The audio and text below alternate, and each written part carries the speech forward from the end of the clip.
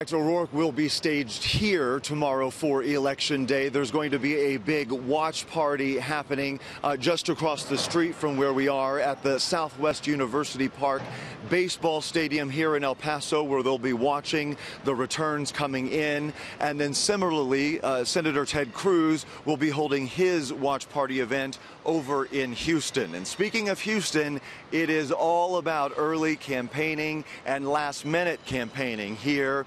Live pictures now coming to us from Houston at the House of Blues, where Congressman Beto O'Rourke is holding a campaign event there this morning.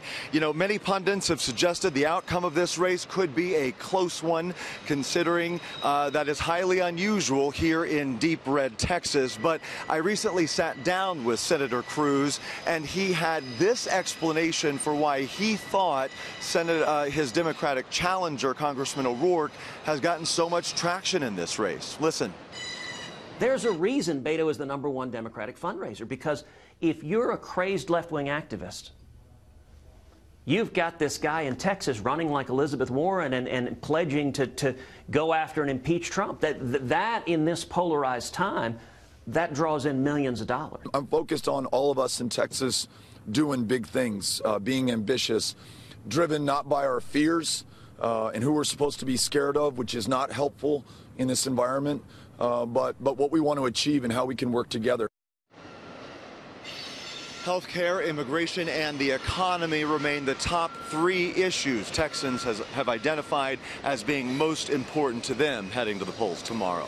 Sandra. Casey, early voter turnout in Texas, what have we seen?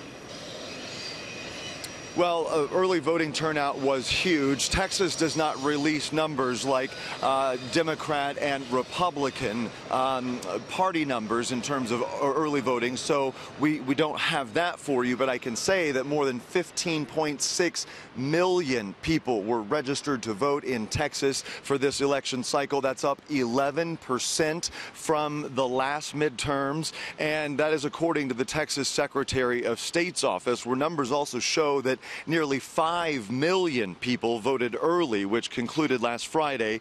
For context, that is more than early voters for the 2014 midterms, more than the 2012 presidential election, and just about 20,000 early voters shy of the 2016 presidential election. So once again, this shows excitement in the air. It shows that voters are engaged and that a lot of people came out to vote early, and the polls are expected to be jammed tomorrow here across Texas, Sandra.